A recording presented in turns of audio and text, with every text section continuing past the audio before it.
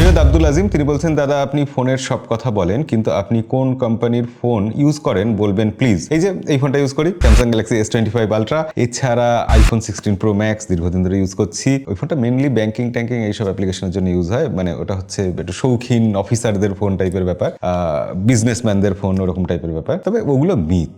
Safety security নিয়ে আইফোনের যা কথা হয় বুঝলেও আসলে এতদিন ধরে একটা লেগাসি বহন করছে না, ওটা মনের মধ্যে একটা ভাবনা চিন্তা গেথে বসে আছে, ওর জন্য ওটা। আর ভিভো X200 প্রো সেলফির জন্য, পোর্ট্রেটের জন্য, ফটোগ্রাফির জন্য, মানে ওইগুলো কাজে লাগে এখন। আর X200 আলট্রা নয়, কারণ X200 আলট্রা আমাদের এখানে এখনো রিলিজ করেনি, আমার হাতে পৌঁছয়নি ফোনটা, তার জন্য এই ফোনের ভিডিও তো আসেনি আসলে। তবে হ্যাঁ, যেরকম কথা ছিল কথা রেখেছি, প্রতি রবিবারের প্রশ্নোত্তর পর্বের ভিডিও আবার এসে গেছে। এই রবিবারই এসে গেছে, এক সপ্তাহ বাদেই এসে গেছে, রবিবারটা ঠিক 7 দিন বাদেই আবার এসে হাজির। এনিওয়ে, আমরা দ্বিতীয় প্রশ্নের দিকে যাই। পরের প্রশ্ন করছেন সজীব তালুকদার। তিনি বলছেন, দাদা আমি আপনার পুরাতন সাবস্ক্রাইবার, আমি আপনার স্যামসাং M51 মোবাইল রিভিউ দেখে কিনেছি। আমি আপনার কথায় অনেক বিশ্বাস করি, যেমন বলেছেন এমন পেয়েছি, ব্যবহার করে আমি সন্তুষ্ট। দাদা আমার একটা প্রশ্ন, আমি ইউরোপে যাব, এখন আমি S24 আলট্রা কিনতে চাইছি। S24 আলট্রা এই সময় একটু পুরনো ফোন ঠিকই, কিন্তু আমি বলবো কেনা একদম বুদ্ধিমানের কাজ হবে। আমি নিজে যদি পয়সা খরচা করে এখন একটা ফোন কিনি, অবশ্যই ফার্স্ট প্রেফারেন্স দেবো S24 আলট্রা। কার্ভ ডিসপ্লের জন্য দেখতে ভালো লাগে, কার্ভ মানে সামান্য কার্ভ, এমন কিছু কার্ভ না যাতে অসুবিধা হবে। আবার ফোনটা নিঃসন্দেহে খুব ভালো ফোন। স্যামসাং এর S Pen আছে, এবং S Pen এর ক্ষেত্রে ওটা শেষ ফোন যে ফোনে ব্লুটুথ আছে, মানে ব্লুটুথের ওই রিমোট কন্ট্রোল হিসাবে সব কাজ টাজ করা যাবে। তো S24 হচ্ছে এখন একদম পারফেক্ট চয়েস, এবং সব থেকে বড় কথা ফোনটা এখন ভ্যালু ফর মানি, অনেক কম দামে পাওয়া যাচ্ছে। আর আপনি যে কিনবেন, আমার মনে হয় বাংলাদেশে কেনার থেকে ইউরোপে যেখানে যাচ্ছেন ওখানে গিয়ে কেনাই ভালো, দামের যদি খুব তফাৎ না হয়। আসলে বাংলাদেশের কিনলে এমনিতে অসুবিধা নেই, আমি কোনো ছোট করছি না বা এরকম ব্যাপার না, কিন্তু এক একটা মার্কেটের এক এক রকম ব্যাপার। তো বাংলাদেশে এই ব্যাপারটা রয়েছে যে আপনি ফোন কিনতে গেলে হয়তো পুরাতন ফোন কিনে ফেললেন ভুল করে, বা অন্য কোনো সমস্যা হলো, আফটার সেল সার্ভিস হয়তো ভালো পেলেন না। তো ইউরোপে সেই জায়গাটাতে আমরা অনেক ভরসা রাখতে পারি, তার জন্য আমার মনে হয় ইউরোপে গিয়ে কেনাই ভালো। অভিষেক সাহা বলছেন, দাদা অনেকদিন পর প্রশ্নোত্তর পর্ব আসলো, যাই হোক, RCS মেসেজের সুবিধা কি? আপনি কি ব্যবহার করেন? RCS মেসেজ সম্পর্কে বিস্তারিত বলুন। RCS মেসেজ আমি ব্যবহার করি না, তবে এটা নতুন প্রজন্মের মেসেজিং সিস্টেম বলতে পারেন। মানে আপনি হোয়াটসঅ্যাপের মতোই সবকিছু করতে পারবেন প্রায়, কিন্তু সেটা আপনার ডিফল্ট যে মেসেজিং অ্যাপ্লিকেশন আছে সেটা দিয়ে। তবে তার কিছু সুবিধা আছে, লিমিটেশনস আছে, অসুবিধা তো আছেই। সেই ব্যাপারে বরঞ্চ আমরা একটা শর্টস ভিডিও বানাবো ডেডিকেটেড, সেটাই বেশি ভালো হবে, তাহলে বিস্তারিত একটু বুঝিয়ে বলা যাবে। মেহবুবুল বলছেন, অসংখ্য ধন্যবাদ দাদা। আমার প্রশ্ন হচ্ছে, বর্তমান সময়ে স্যামসাং A56 নাকি স্যামসাং S24 FE কোনটা বেশি ব্যবহার করার জন্য ভালো হবে? আসলে দুটো ফোনই না এখন বাংলাদেশে 1-2 হাজার টাকার ডিফারেন্সে পাওয়া যাচ্ছে, 50 থেকে 55 হাজারের মধ্যে দুটো ফোনই অ্যাভেলেবেল। সেক্ষেত্রে এই প্রশ্নটা এখন খুব জ্বলন্ত প্রশ্ন বাংলাদেশের জন্য। আমার যেটা মনে হয়, স্যামসাং গ্যালাক্সি S24 FE নেওয়াটাই বুদ্ধিমানের কাজ। যেহেতু ওটা S সিরিজের ফোন, তাই স্যামসাং ওই ফোনটার প্রতি একটু বেশি যত্নবান। ওই ফোনটার হয়তো আফটার সেল সার্ভিস বা ফোনটার সফটওয়্যার আপডেট বা এইসব ব্যাপারগুলো একটু বেটার হতে পারে। কিছু ফিচার হয়তো ভবিষ্যতে এরকম হতে পারে যে S24 FE তে আসলো, A56 এ আসলো না। তো A56 ওই একই রকমই ফোন প্রায়, কিন্তু তবু আমার মনে হয় যেহেতু S সিরিজের থেকে একটু ডাউনগ্রেডেড, তাই A সিরিজের উপর ভরসা না করে S সিরিজের দিকে যাওয়াটাই বুদ্ধিমানের কাজ হবে। কে অমল বলছেন, দাদা প্লিজ বলবে সিকিউরিটি আপডেট না দিলে বা আপডেট বন্ধ করে দিলে তারপরেও যদি ফোন ব্যবহার করি তাতে কি কোনো সমস্যা আছে? বিশেষ করে যারা অনলাইন পেমেন্ট ব্যবহার করে, সমস্যা তো আছে। অনলাইন পেমেন্ট ব্যবহার করার ক্ষেত্রে শুধু নয়, ফোনে সিকিউরিটি আপডেট করছেন না মানে ফোনটা অনেক ভালনারেবল হয়ে যাচ্ছে, অনেক সহজে ম্যালওয়্যার ঢুকতে পারে, হ্যাক হয়ে যেতে পারে, ভয়গুলো তো থাকছেই। কারণ ফোনের শুধু যে অপারেটিং সিস্টেম আছে সেটা দিয়ে যে সবকিছু ঢুকে পড়বে এরকম তো নয়, অনেক সময় বিভিন্ন অ্যাপ্লিকেশনের মধ্যে দিয়ে এগুলো হতে পারে। তো সেই অ্যাপ্লিকেশনগুলো ওই জন্য সিকিউরিটি আপডেট নিয়মিত প্রোভাইড করতে থাকে। এছাড়া কিছু ফিচার মিস করতে পারেন, উচিত অন্তত আপডেট করে নেওয়া। MM0007 বলছেন, Realme GT70 ব্যাটারি ব্যাকআপ 7000 হওয়া সত্ত্বেও ব্যাটারি ব্যাকআপ ততটা ভালো নয়, iQOO mobile battery backup good. হ্যাঁ, কথাটা একদম ঠিক। আসলে ফোনের ব্যাটারি বড় হলেই যে তার ব্যাকআপ বেশি হবে এই ধারণাটা পুরোপুরি ভুল। আমি বহু ভিডিওতে এর আগে বলেছি, আপনারা যারা টেকসাই গাই পরিবারের সদস্য তারা এটা খুব ভালো করে জানেন যে ব্যাটারির অপটিমাইজেশনের উপর সবকিছু নির্ভর করে। যেরকম ক্যামেরার ক্ষেত্রে ঠিক সেরকমই ব্যাটারির ক্ষেত্রে। ব্যাটারি 10,000 mAh দিলেও সেটা যদি ঠিকঠাক অপটিমাইজড না হয় 5,000 mAh ব্যাটারির থেকেও খারাপ পারফর্ম করতে পারে। আপনি দেখুন আইফোনেই তো কত ছোট ব্যাটারি থাকে, অথচ আইফোনের সেই ব্যাটারি এত ভালো করে অপটিমাইজ করা থাকে যে তার ব্যাকআপ বেশ ভালো হয়, সেই হিসাবে যথেষ্ট ভালো হয়। তো সেই ব্যাপারটা খুব ইম্পর্টেন্ট। তো এটা যারা টেকসাই গাই পরিবারের সদস্য না তারা আপডেটেড থাকার জন্য আমাদের সাবস্ক্রাইব করে রাখুন, কি আর বলি। হুমায়ুন মেন বলছেন টেক নিউজটা আনন্দবাজার.com এ বেশি ভালো লাগছে, চালিয়ে যান, শুভকামনা। এটা নিয়ে অনেকের আপত্তি আছে। আমরা যে টেক নিউজ শুরু করেছি, প্রতি সপ্তাহে টেক রাউন্ড আপ একটা আনন্দবাজার.com এ আসছে, প্রতি শনিবার করে আসছে, সেটা নিয়ে অনেকের আপত্তি। অনেকে বলছেন যে কেন এই চ্যানেলেই নয়, কেন আমাদের সেকেন্ড চ্যানেল যেটা আছে বেঙ্গলি টেকি সেখানে নয়, কেন আনন্দবাজারে, কেন ওখানে গিয়ে দেখতে হবে। আমার আসলে যেটা মনে হয়েছিল আনন্দবাজারে যাওয়ার পিছনে, যে আমাদের যে টেক নিউজ সেখানে আমরা ফোনের ব্যাপারে খুব বেশি কথা বলছি। আমাদের এই চ্যানেলে বেশিরভাগ দর্শকই তো ফোনের ব্যাপারে ইন্টারেস্টেড, কিন্তু তার বাইরে এআই এর ব্যাপারে যখন কথা বলতে চাইছি, সায়েন্সের ব্যাপারে কথা বলতে চাইছি, সেইটা দেখার জন্য আমাদের সব দর্শক রেডি নন। কিন্তু আনন্দবাজারের দর্শক যারা, তারা অনেক ভার্সেটাইল, তারা বিভিন্ন জায়গা থেকে বিভিন্ন প্রসঙ্গ থেকে এসেছেন, তারা মূলত নিউজ শুনতে এসেছেন। কেউ হয়তো পলিটিক্যাল নিউজ শুনতে চান, কেউ হয়তো টেকের নিউজ বা এরকম বিভিন্ন, মোটামুটি তাদের ইন্টারেস্টটা নিউজ শোনার জন্য। তো সেক্ষেত্রে টেক নিউজ দিলে সেই দর্শকদের কাছে পৌঁছানো যাবে যারা শুধু টেক নিউজে ইন্টারেস্টেড নয়। দ্বিতীয়ত, সেই দর্শকরা সায়েন্সের খবর বা এআই এর খবর বা অন্যান্য খবর শুনতে একটু বেশি ইন্টারেস্টেড হবেন। তো সেই কারণে আনন্দবাজারে যাওয়া। এছাড়া আমি সবসময় এটা মনে করি যে বিভিন্ন কোল্যাব করা, বিভিন্ন মানুষের সাথে যুক্ত থাকা, দেওয়া নেওয়ার যে ব্যাপারটা, সেইটা সবসময় ভালো, স্বাস্থ্যকর। আমি একা, আমি সেরা, আমি সবার থেকে নিজেকে আলাদা করে রাখবো, এই জিনিসটা আমার কোনো কালেই পছন্দ না।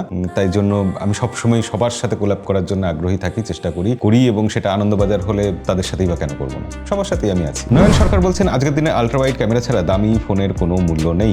কথাটা একদিক দিয়ে ঠিক, কথাটা আরেক দিক দিয়ে ঠিক নয়। এটা আসলে মানুষ টু মানুষ ভ্যারি করবে। যেমন ধরুন আলট্রা ওয়াইড দিয়ে ছবি অনেকে সারা জীবনে একবারও তোলে না, হয়তো তাদের কাছে আলট্রা ওয়াইডের থেকে টেলিফটো লেন্সের গুরুত্ব বেশি। আমাকে যদি বাঁচতে দেওয়া হয়, দুটোর মধ্যে একটা বাঁচতে হবে, তাহলে আমি আলট্রা ওয়াইডের থেকে টেলিফটো লেন্স বেশি প্রেফার করবো। এবার কারোর কাছে হয়তো আলট্রা ওয়াইডটা ইম্পর্টেন্ট, সব থেকে ভালো হয় সব কটা ক্যামেরা থাকলে, কিন্তু কোম্পানি তো দেবে না, কখনো দেয় না। তারা কিছু না কিছু কস্ট কাটলমেন্ট করে, কিছু না কিছু জায়গায় কম্প্রোমাইজ করে রেখে দেয়, কিছু অভাবের জায়গা রেখে দেয় ইচ্ছে করে। তো এই কমেন্টটা এসেছে OnePlus 13s ফোনটার ব্যাপারে। কম্প্যাক্ট ফোন, তা সত্ত্বেও বড় ব্যাটারি, ফোনের সফটওয়্যার ভালো, প্রসেসর ভালো, কিন্তু ফোনে সনির সেন্সার দেওয়া সত্ত্বেও আলট্রা ওয়াইড অ্যাঙ্গেল লেন্স দেয়নি, পেরিস্কোপিক লেন্স দিয়েছে। এটা একেবারেই ঠিক নয়, এটাকে আমি সাপোর্ট করছি না, কিন্তু ওখানে ওরা একটা না একটা তো সরাতই। তো আমার মতে আলট্রা ওয়াইড না দিয়ে পেরিস্কোপিক দিয়েছে, সেটা আমি ভালোবাসবো, আমি পছন্দ করব। আপনার যে পছন্দ হয়নি সেটাকেও আমি সম্মান করবো। রকি 001 বলছেন, দাদা ভাই আমি আপনার ভিডিও সবসময় দেখি, আমি একটা জিনিস জানতে চাচ্ছি, দয়া করে যদি বলেন তাহলে অনেক উপকৃত হতাম। কোনটা ভালো হবে, আইফোন 17 প্রো নাকি স্যামসাং S25 আলট্রা? দয়া করে বলবেন, আমি ওটা ইনশাল্লাহ কিনবো। আইফোন 17 সিরিজ লঞ্চ হতে দিন, দেখুন সেটা কতটা ভালো হয় বা কেমন হয়, তারপর তো স্যামসাং এর সাথে তুলনা হবে। আইফোন এখন 0-তে আছে, স্যামসাং হয়তো 80-তে পৌঁছে আছে। তো আইফোন লঞ্চ হলে আমরা বুঝবো যে 80 পেরিয়ে আইফোন 90 হলো নাকি 70-এই থেমে গেল, তখন বোঝা যাবে। আইফোন আসলে এআই এর জন্য না লড়াইয়ে অনেকটাই পিছিয়ে পড়েছে। আইফোনের সেই হাইপটা তুলনামূলক কমে গেছে, আইফোনের ক্রেজটা নেই, এআই এর দৌড়ে পিছিয়ে পড়ছে, এটা তো দেখা যাচ্ছে। এবং লেটেস্ট একটা খবর, যেটা টেক নিউজেও আমি বলিনি, সেটা এই ভিডিওতে শেয়ার করে নিই, সেটা হচ্ছে যে অ্যাপেল নাকি পারপ্লেক্সিটি যে এআই আছে তাকে কিনে নিতে পারে, প্রচুর টাকা খরচা করে কিনে নেবে। অ্যাপেলের কাছে টাকা প্রচুর আছে, কিন্তু অ্যাপেল এআই এর দৌড়টা এত দেরি করে শুরু করেছে, তারা এত কনফিডেন্ট ছিল, তারা ভেবেছিল যে আমরা তো সবকিছুতেই লেট করে করি এবং তারপর সেরাটা দিই আর সবাই সেটা অ্যাকসেপ্ট করে নেয়, এবারও সেটা হবে। কিন্তু এআই এর গল্পটা তো সেরকম নয়। এটা অ্যাপেল কোনোভাবে বুঝতে পারেনি, ট্রেনটা তারা মিস করে গেছে। এখন তাদেরকে ওই ট্রেনটাকে আবার ধরতে হবে, ওই যে জায়গাটাকে তারা মিস করেছিল সেই ডিস্টেন্স তাকে প্যাচ আপ করতে হবে। দেখা যাক পারে কিনা। যখন আইফোন 17 সিরিজ আসবে তখন আমরা সত্যিই বলতে পারবো দুটোর মধ্যে কোনটা কেনা উচিত। ততদিন অবধি একটু অপেক্ষা করে যান। নাফিস খান পাপ্পু, বহুদিন বাদে তার কমেন্ট দেখছি, তিনি বললেন সব মিলিয়ে অসাধারণ বলতেই হবে, তবে বাংলাদেশে যদি 15-16-র মধ্যে পাওয়া যায় তাহলে এটা আগামীতে 15-16-17 বাজেটে জাতীয় ফোন হতে পারে। উনি কোন ফোনটার কথা বলেছিলেন? আইকু Z10X এই ফোনটার কথা বলেছিলেন, Z10 light, iQOO Z10 light. তো আইকু Z10 লাইট যে ফোনটা, সেই ফোনটা এমনিতে কিন্তু ভালো ফোন, নচ থাকাটা আমারও পছন্দ না, কিন্তু ফোনে দিয়েছে নচ, আমরা কি করব? কোম্পানি না আসলে এগুলো ইচ্ছা করে করে। আপনি ভাবুন না, ওই ফোনটাতে যদি নচ না থাকতো, 10,000 টাকার রেঞ্জে, কেন 15,000 টাকার রেঞ্জে ওই ফোনের কম্পিটিশন কমই থাকতো, তখন সবাই ওই ফোনটাই কিনতো। এবং আইকুর যারা গ্রাহক, তারা ওই ফোনটা কেনার পর আগামী 3 বছর আর ফোনই কিনতো না। আইকুকে সেটা চাইবে? বা অন্য কোনো কোম্পানি কি সেটা চাইবে? কেউ চাইবে না। সবাই চাইবে যে মানুষ 6 মাস বাদে ভাববে যে আরে আমার ফোনে এই জিনিসটা অভাব আছে, এই জিনিসটা খারাপ আছে, এটা একটু বেটার করার জন্য আমি আরেকটা নতুন ফোন কিনি। তো কোম্পানি ইচ্ছা করে খারাপটা দিয়ে রাখে। আইকুর ওই ফোনটাতে যদি একটা পাঞ্ছল দিত তাহলে হয়তো 500 টাকা বেশি খরচা পড়তো বা দাম বেশি পড়তো, মানে কিছুই হতো না আর কি, নেগলিজিবল ব্যাপার ছিল, কিন্তু দেবে না, ইচ্ছা করে দেবে না। এরপরও দেখুন না আরো কত ফোন আসবে যেখানে ফোনের সবকিছু দেখে আপনার মনে হবে অসাধারণ ফোন, এটাই নেওয়া উচিত, শুধু পাঞ্ছলের জন্য আপনার মনের ভেতরটা খচখচ করবে। এটাই কোম্পানির বিজনেস স্ট্র্যাটেজি, কিছু করার নেই। ভৈরব ভাদুরী, তিনি বলছেন সবই ঠিক আছে, শুধু নচ না দিয়ে পাঞ্ছল ডিসপ্লে দিলে ভালো হতো। সেই একই কথা, নচ না দিয়ে 5 হোল ডিসপ্লে দিলে তো ফোনটা কমপ্লিট ফোন হয়ে যেত বা প্রায় পারফেক্ট ফোন হয়ে যেত, তখন আর বিক্রি হতো না। নচ দেবেই। হ্যাঁ, এটা ঠিক যে একটা অ্যামোলেড ডিসপ্লেতে 5 হোল দিতে খরচাটা অনেক বেশি পড়ে, নচ দিলে অনেকটাই সস্তা হয়ে যায়, কিন্তু সস্তা হওয়াটা কোনো ব্যাপার নয় আসলে, কোম্পানির এটা বিজনেস স্ট্র্যাটেজি। মহাকাল বলছেন, দাদা আপনার কাছে প্রশ্ন, অনেক দিন ধরে করছি, মোবাইলের ব্যাটারি চার্জ দেওয়ার সময় মোবাইল কভার খুলে চার্জ দেওয়া ভালো কি? অবশ্যই ভালো, সব সময় ভালো। ফোন যত কম গরম হবে ফোনের স্বাস্থ্যের জন্য সেটা সব সময় ভালো, প্রতিটা হার্ডওয়্যারের জন্য ভালো। তো যদি আমরা ব্যাক প্যানেলটা খুলে রাখি, হিটটা ডিসঅ্যাপিয়ার হতে পারে, সহজে বিকিরণ হয়ে যেতে পারে, তার জন্য ব্যাক কভার খুলে রাখা সবসময় ভালো। দ্বিতীয় প্রশ্ন, 100% চার্জের বদলে 80% চার্জ দিলে ব্যাটারি অনেক দিন যাবে? হ্যাঁ, তুলনামূলক ব্যাটারি হেলথ ভালো থাকবে, এবং আজকাল তো কোম্পানি সফটওয়্যারের মধ্যে এসব দিয়ে দিচ্ছে যে ব্যাটারি হেলথ ভালো রাখার জন্য যদি আমরা সেট করে দিই, শুধু ওই 80% অব্দি চার্জ হয়েই তারপর চার্জ থেমে যাবে বা খুব স্লো চার্জ হবে। পরের প্রশ্ন, ফাস্ট চার্জার সবসময় ইউজ করা ভালো কি? ওই 80 ওয়াট 90 ওয়াট ব্যাটারি অনেক দিন যায়, তার টিপস দিলে ভালো হয়। ফাস্ট চার্জার ইউজ করা ভালো না, সবসময় খারাপ আর কি। তো তবু এখন টেকনোলজি এতটাই ভালো হয়ে গেছে যে ফাস্ট চার্জিং ইউজ করলেও ব্যাটারির হেলথ ভালো থাকছে। একটা ফোন আমরা কত বছর চালাবো? 4 বছর 5 বছর ম্যাক্সিমাম। আমার মনে হয় না অতদিন অব্দিও কেউ চালাবেন। এবার আজকাল টেকনোলজি এমন জায়গায় এসছে, কোম্পানি নিজে ক্লেম করছে যে 5 বছর বাদেও ব্যাটারি হেলথ 80% থাকবে। তো 80 দরকার নেই, আমার 60% থাকুক 5 বছর বাদে, তাহলেও তো বিশাল ব্যাপার। তো 5 বছর একটা ফোন চালানো মানে আমার মতে সেটা মানে অসাধারণ কিছু। ফোনটা টিকবে কিনা আমি কথা বলছি না, আমি বলছি এই জন্য যে একটা ফোন আপনি চালাবেন, সেটা বদলাবেন না, এটাই হচ্ছে একটা বিশাল কিছু অ্যাচিভমেন্ট। রেন্ট এন্টারটেনমেন্ট তিনি বলছেন, তাণ্ডব লাভ তাণ্ডবের ট্রেলার দেখে, টিজার দেখে আমারও ভীষণ ভালো লেগেছে, ব্যাকগ্রাউন্ড মিউজিক সব মিলিয়ে এটা প্যাকেজটা দুর্ধর্ষ লেগেছে। সাকিব খান তো নো ডাউট ভালো। রায়হান রফির কাজ দেখার আমার খুবই আগ্রহ, তার জন্য তাণ্ডব দেখার খুবই আগ্রহ। আমাদের অভ্র আনপ্লাগ চ্যানেলে তাণ্ডবের রিভিউ আসেনি কেন, সবাই প্রশ্ন করে যাচ্ছে। কি বলবো, তাণ্ডব সিনেমাটা পাইরেটেড ভার্সন আমি দেখতে চাইছি না, আমি কোনো সিনেমাই পাইরেটেড ভার্সন খুব একটা দেখতে চাই না, অন্তত রিভিউ করার জন্য হলে তো কোনোভাবেই পাইরেটেড ভার্সন দেখতে চাই না। কিন্তু তাণ্ডব তো আমাদের এখানে রিলিজ হয়নি, তাণ্ডব যদি রিলিজ হতো আমি দেখতাম এবং রিভিউ দিতাম। তুফান যখন এসেছিল এখানে রিলিজ হয়েছিল, আমি দেখেছিলাম এবং রিভিউ দিয়েছিলাম। তাণ্ডবের বেলা কিছু করার নেই, অপেক্ষা করা ছাড়া। বাঁধন প্রামাণিক তিনি বলছেন, স্যামসাং কি আর কার্ভ ডিসপ্লে ফোন আনবে না? দাদা, স্যামসাং কার্ভ ডিসপ্লে ফোন সম্ভবত আর আনবে না, তাদের ফ্ল্যাগশিপ ফোন থেকেই কার্ভ ডিসপ্লে সরিয়ে নিয়েছে।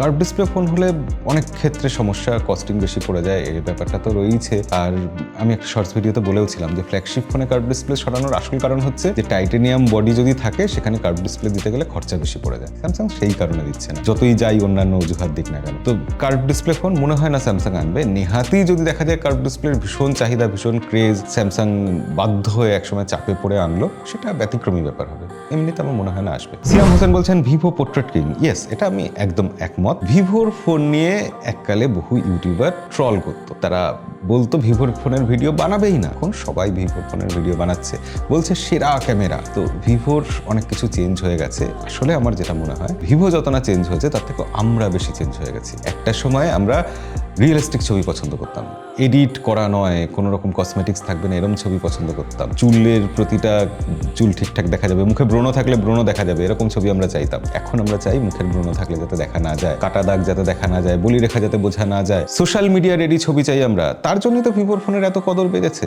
ভিভো নো ডাউট উন্নতি করেছে, আইএসপিতে ভালো করেছে, তো ভিভোর ফোনের কদর বাড়ছে কারণ আমাদের চিন্তা ভাবনা পাল্টাচ্ছে। আর ভিভো ফোন ভালোই বানায়, খারাপ বানায় না। আমি কোনো কালেই ভিভোর ফোনকে খুব একটা তুচ্ছ তাচ্ছিল্য করেছি এরকম নয়। ভিভোর ফোনের ক্যামেরায় ওই সেই সব আটা ময়দা মাখানো ব্যাপারটা, সেটা নিয়ে একটু হাসি ঠাট্টা করতাম, কিন্তু ভিভো এমনিতে ভালো ফোন বানায়। এখন অব্দি আমি যা যা হাতে পেয়েছি সেগুলো আমার মনে হয়েছে তো ঠিকই আছে। একটা কোম্পানি ভালো করার চেষ্টা করছে, এমনি তারা সব থেকে বড় টপ সেলিং ব্র্যান্ড হয়ে ওঠেনি ইন্ডিয়াতে। সমুদ্র শতদল বলছেন, দাদা আপনার কি মনে হয় নাথিং ফোন 2 থেকে 3 বছর আগে এসে বেশ ভালো রকম ব্র্যান্ড ভ্যালু অর্জন করতে পেরেছে, কিন্তু ইনফিনিক্স বা টেকনোর মতো কোম্পানিগুলো অনেক বছর ধরে মার্কেট ধরে রাখার পরেও কেন ব্র্যান্ড ভ্যালু অর্জন করতে পারছে না? তার কারণ ইনফিনিক্স টেকনো তারা বড় ব্র্যান্ড হওয়ার মতো ফোন আনছে না, তারা আসলে সস্তার মার্কেটে খেলতে চায়। আর নাথিং প্রথম থেকে সেই একটু প্রিমিয়াম জায়গাতে পৌঁছাতে চাইছে। মাঠে যখন কেউ নামছে সে কার সাথে কম্পিটিশন করছে এটাই তার পরিচয় ঠিক করে দেয়। ইনফিনিক্স টেকনো যখন আনছে তারা প্রথম থেকেই সস্তা ট্যাগ নিয়ে আসছে যে আমরা একটা সস্তায় কম দামি মোবাইল দিচ্ছি, তাই তারা ব্র্যান্ড ভ্যালু তৈরি করতে পারছে না, কোনোদিন পারবেও না। কিন্তু নাথিং প্রথম থেকেই এসেছে কি আমি আইফোনের সাথে কম্পিটিশনে নামলাম, আমি স্যামসাং এর সাথে কম্পিটিশনে নামলাম, আমি সবার থেকে আলাদা, আমার সাথে কারোর কম্পিটিশন নেই, আমি ওয়ান প্লাসকে খেয়ে নেবো, এরকম টাইপের একটা অ্যাটিটিউড। তো নাথিং সেই কারণে বড় বড় লোকদের সাথে কম্পিট করার একটা ভাব নিয়েছে বলে নাথিং এরকম ব্র্যান্ড ভ্যালু তৈরি করতে পেরেছে। এছাড়া হাইপ কি করে তৈরি করতে হয় সে তো কার্লপেয়ের থেকে ভালো আর মনে হয় কেউ জানে না। নাথিং অন্যরকম ভাবে নিজেকে স্ট্যান্ড আউট করানোর চেষ্টা করেছে। ইনফিনিক্স টেকনো কিন্তু সেটা করে না, তারা অন্যদের মতোই ফোন বানায়, কম দামে বানানোর চেষ্টা করে। প্রাইস নিয়ে খেললে কখনোই ব্র্যান্ড ভ্যালু ক্রিয়েট হয় না। ব্র্যান্ড ভ্যালু ক্রিয়েট করার জন্য প্রাইসটা ফ্যাক্টর নয়, আমি সবার থেকে আলাদা কোথায় এটা প্রমাণ করাটা ফ্যাক্টর। আর অন্যান্য কিছু আছে যেগুলো বললাম, যদিও অনেক বেশি বলা হয়ে যাচ্ছে আজকের ভিডিওতে, প্রচুর কথা বলে ফেললাম। ভিডিও কেমন লাগলো সেটা লাইক করে জানাবেন, আমাদের চ্যানেলে নতুন হলে সাবস্ক্রাইব করে রাখবেন, আর এরকম মন খোলা আলোচনা শোনার জন্য আমাদের রোববারের প্রশ্নোত্তর পর্বের ভিডিওতে আসবেন। দেখা হবে পরের ভিডিওতে। আজকের মতো বিদায়।